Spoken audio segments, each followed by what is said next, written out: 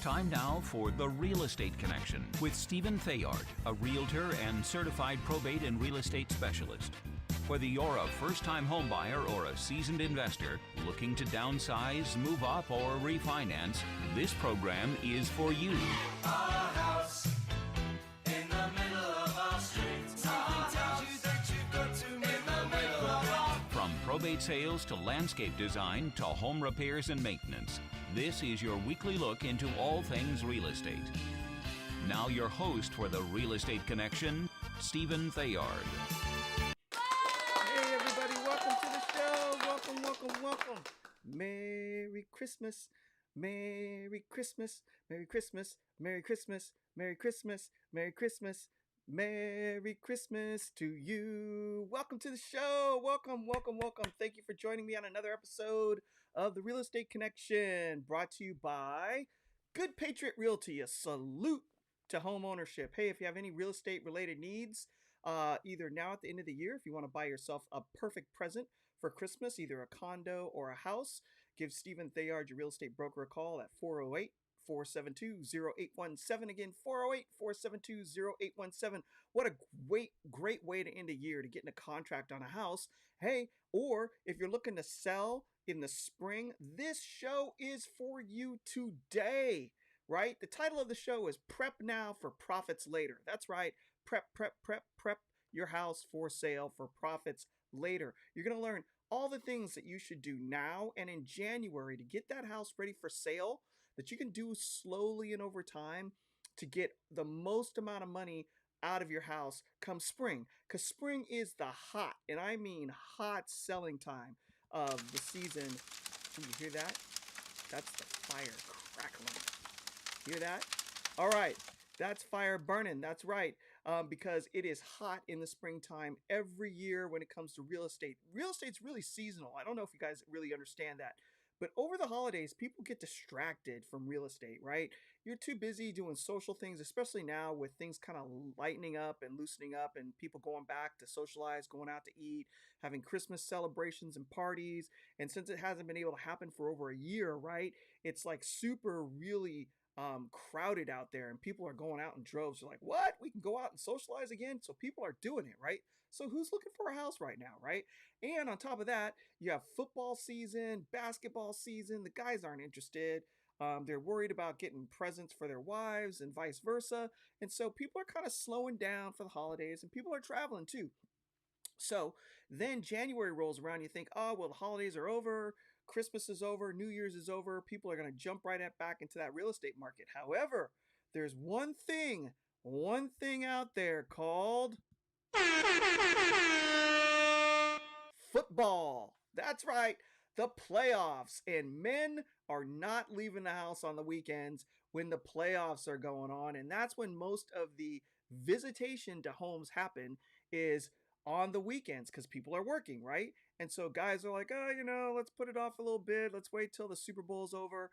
But once that's done and the Super Bowl has come to an end, that's when everybody rushes out to start looking at houses, because you've been prepping. The sellers have been prepping, getting their houses ready for sale. The buyers have been prepping, getting their finances ready, getting pre-approved, cleaning up their credit, whatever, putting the final touches on their pre-approval letters. Maybe they were looking at the end of last year and just didn't find anything, and they decided to take a break over the holiday season, and all of a sudden, once the Super Bowl is over, they're back at it. So you've got qualified buyers, you've got sellers who have been prepping their house ready for sale, and they all meet and go boom and smash together, and then real estate deals happen. And that's the hot time of the season in the spring, right after the Super Bowl. And it's really seasonal, and a lot of houses get sold. So if that's you and you're getting ready to sell, today is your day to listen to this podcast to find out how to prep your house for sale through December and January to make the most amount of profits. Now, if you are new listening to the Real Estate Connection podcast and you don't want to miss another episode, go ahead, go ahead right now and send me an email at info@realestateconnectionradio.com, info at realestateconnectionradio.com with your name and your email address, and I'd be happy to add you to the podcast distribution list. And then you just have to sit back and get an email once a week, and there it is, right there. Click the button, click, click, click, click, click, and boom, you can listen to the podcast anytime you want, or go back to past episodes if you saw something or heard something that you wanted some more detail on and you couldn't remember. You can go back into the library. There's over 100 shows out there, and go ahead and check that out. Hey, and if you're watching on YouTube right now, go ahead and smash that subscribe and like button. And if you're on Facebook, hit the like and share button. Send this out because there's people out there that need this information that will be blessed by it. Now, let's jump into what we were talking about. So in December and January is the time to get your house prepped, right? Because no one's house is ready to go on the market right now because you're living in it, right? You're bringing stuff in, setting stuff down, you're using your kitchens, you're doing all that stuff. You're just living day-to-day life. But when you get your house ready to be put on the real estate market for sale, it has to look like a model home, especially in California. There's no way of getting around it. If your house doesn't look like a model home, the front, the inside, the backyard, you're just not going to get top dollar. And any real estate professional who tells you different is not giving you the straight scoop, okay? That's why there are real estate professionals out there, and I know one, who have their contractor's license because they need to bring trades and professionals in and to manage the project in order to get some of this work that really needs to be done that you just can't do yourself. Now, myself, I am not a contractor, but I have a lot of contacts with skilled tradespeople that can come in and get some of this stuff done for you so that your house is ready to go once it hits the market. It's super important because 99.9% of all homeowners start their real estate search for their home where? On the internet. On the internet. You're probably listening to this podcast right now or watching this podcast right now on the internet. It is the public square. It used to be a novelty, not anymore. People don't run around into the town squares yelling and screaming and going, hear ye, I have a house for sale. They pop that baby on the internet. They put it on the big real estate sites like Zillow and Realtor.com, on the MLS listings as well. And it goes out there into the interwebs and people look for houses. And what do they see first? Pictures. I know video is really popular, but honestly, 99.9% of all real estate has pictures.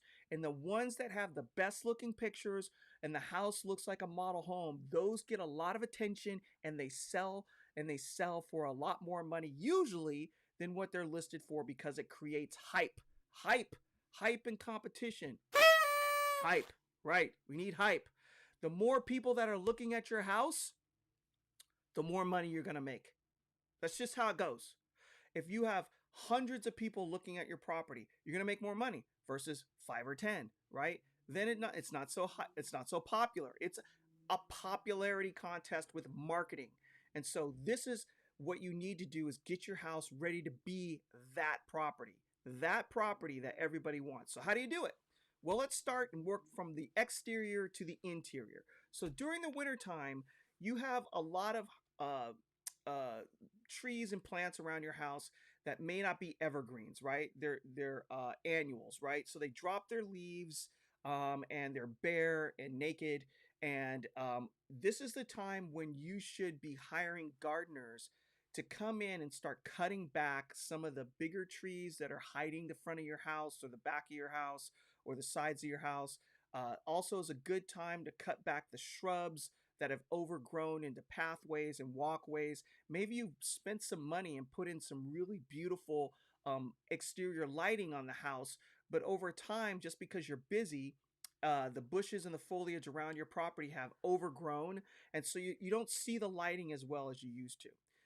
This is the time of year when the leaves are off the tree and some of your plants are more dormant, to go ahead and cut them back so when the springtime, when they fill back in, you're not fighting all of this vegetation, right? It's a time to cut back trees and stuff like that. Also, your grass isn't growing as much during the wintertime, but you have something that you can use that comes straight from heaven, and that's rain. Rain. We're in a drought, and I understand that. And a lot of people are saving water by not watering their lawns. But when you put your house for sale, if you have a lawn, it needs to be green. So now's the time to weed and feed. Go out there, go to Ace Hardware, Home Depot, Lowe's, whatever it is. Go to these stores, get your weed and feed, and maybe do some aeration of your lawn. Now's the time to do it. Get it, get it nice and fertilized, and get the weeds out of there. And use rain from heaven. If you live in a rain area, and even if you don't, use the rain that you get because it's more moist in the air anyway because it's colder. The moisture doesn't burn off as fast. And use this time of year to get your lawn green again. And then once it's green, maintain it through the spring. Once the house is sold, you're done. It's not your house anymore anyway, so you might as well spend a little bit of extra money, a little bit of extra water, and get your lawn green while you can, and use the winter time to help you out when it's the rainy season. This is the perfect time to do it. So this is how you think. This is how you think. Think. Also, if you have any mold or mildew that's been growing on the pathways or the walkways around the house, now's the time during the winter to go out and power wash that stuff and get it taken care of now before spring happens. Just start ticking things off your list. Make a list. And if you need any help with this, and you're thinking about selling in the springtime, give me a call. Stephen Theard, Good Patriot Realty, a salute to home ownership at 408-472-0817. Again, 408-472-0817. Give me a call. I'd be happy to come out, take a look at your house, put a to-do list together of where to spend money and where not to spend money. And this is the other thing. You need to be very strategic about where you're spending your money. If you do this on your own, you may wind up overspending. As a trained real estate professional who's been in the business for over 15 years, I can walk in and normally within a half an hour give you advice on where the most bang for your buck is going to be in regards to outdoor landscaping. Because you might think, hey, I need to fill in all these bare spots with flowers and ground cover, and it's starting to overwhelm you and cause, to get some anxiety to be created in your mind. And that's not necessarily the case. You may not need to do that. There's things like bark that covers dirt in areas that infills really quickly. That's cheap. And then you put a couple of colorful plants down in the springtime that add pops of color around your property. But if you're not familiar with setting up a house for sale, then this might not come to your mind. So if you want some guidance and some advice, please call me. My job is to help you do what's best for your property for the least amount of money so that you can get the most amount of money, more profits later when you sell it. All right. So now that's the outside. Let's move on to the inside of the house. All right. So Christmas is here and it may not be the best time to start. However, you can start thinking about it because when you're going to start putting Christmas stuff away in January, that's also the time to start decluttering. You're packing your Christmas stuff away. You're hauling out boxes and you're stuffing the things back in. Get a couple of extra boxes and pack away some of the tchotchkes that you have laying around your house. You can see in the backdrop here on my screen, this is kind of what a model home is going to want to look like. You don't want it bare, but you want to be able to picture your stuff in it. So you see in the backdrop, there aren't a lot of personal pictures hanging up of family. You have a few accents, a plant, a few books on the shelves. It gives an idea of how the room is to be used without overpowering it with your own personal style and taste. So when a real estate professional comes in and tells you to put your personal style and taste away, it is absolutely not meant to be offensive to you as an individual in regards to what you like or don't like. The object of the game is to make it neutral so that anyone's style can fit into your home. You're transforming your living space into a product. It's no different from packaging that you put on a shelf or when you go on to Amazon and you see pictures of items that you're going to buy. It's displayed in a way that you could see yourself owning it, right? It's not in someone else's hands. It isn't dirty. It isn't being used in a room full of other stuff. It's just by itself so that it gives the air of I can have possession of this and use it the way I envision in my mind of how to use it. And that's what you want to do for your house. You want to declutter it in such a way so that when people come in and take a look at it, they can say, I can see my stuff in here. If they can't do that, they're going to walk. They'll walk over to the next house and they'll say, oh, well, I can see my stuff in here. And you'll go, well, why did that happen? The house next door is the same exact layout and floor plan. Well, because your personal touches are overpowering and they can't picture in their minds where their stuff is going to go. Okay, so that's the first part. Declutter, pack away all your personal items, and try to make the house as neutral as possible. Now, the other thing to do is once that happens is take a good look around your house and look at the windows and the door frames, especially the door frames in and around your house. If you start to see a lot of fingerprints, smudge marks, if you have young ones or animals, look at the baseboards and the carpet. Really take a close look. If you start to see stains in the carpet and smudges everywhere, it may mean that your house needs a fresh coat of paint or new carpeting. Now, not new carpeting isn't always necessary. Sometimes the carpet's just been walked on, it's still clean, and it may need a refresh. So that's when you hire a carpet cleaner to come in and just take off the surface dirt and fluff it back up, and it looks fantastic.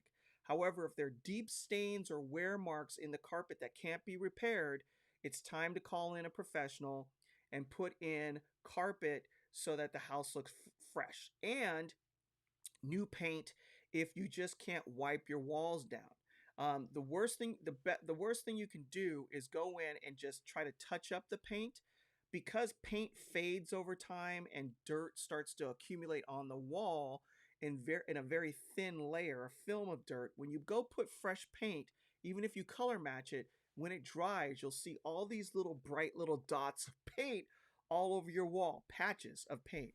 And it's really hard to color match fading and dust. So it's better just to repaint the entire room. Now, if you haven't updated the paint colors in your house in a while, and you're still maybe living in the late 90s or early 2000s with taupe colors, now's the time to upgrade your house, because even without a kitchen or a bathroom remodel, if you come in and put contemporary colors on the wall, you will essentially upgrade the interior of your home without doing a major remodel, which will increase the value of your home for not a lot of money. So again, carpet and paint covers a multitude of sins and will definitely help you with profits in the future when you're getting your house ready for sale. Now, if you've got, gouges in your hardwood floors or things of that nature, then you're going to need professionals to come in and do some upgrades or work. Or if you have, kitchen countertops that have chips in them and things of that nature, and you just have been putting it off, then you have to rethink about the profit margin you're going to get in your house. If you don't have the cash flow to do an upgrade for countertops to go into granite, and you're going to have to just leave those defects in, then you'll have to adjust your expectations as far as how much money you're going to get for your house. A lot of people will come to me and say, hey, so-and-so down the street got, $30,000 over asking for their home, and we have the exact same house. But do you? Right? Do you have the exact same house? If they've upgraded, say if you bought a house that was built in the 1970s and they've upgraded their property, they've put in recessed lighting everywhere, they've redone all their windows and doors, they've changed all their fixtures inside, the handles, the hinges on the doors as well. They've remodeled their kitchen, put in granite and stainless steel appliances, and also redone all the bathrooms. And maybe you've done a kitchen remodel but haven't put in all the recessed lighting, then I would argue with you and say that even though you have the same floor plan and it was built at the same time, that you essentially have two different houses, because one has been substantially upgraded and maybe yours hasn't. Or you have all the upgrades and your neighbor doesn't, and his sold for 30,000 and maybe yours will sell for 50. But there needs to be a reality check when you're looking at your house and comparing it to the neighbors, just to make sure that you really are comparing apples to apples and oranges to oranges. And this is just setting expectations, right? Because the last thing you want to do is walk in to sell your house and have an expectation that doesn't necessarily fit the fact pattern that you're dealing with. It's better to be living in that reality of what's going on and then, accept it and move forward. That way, if things happen that are better, then it's great. If it happens according to expectation, then that's also good as well.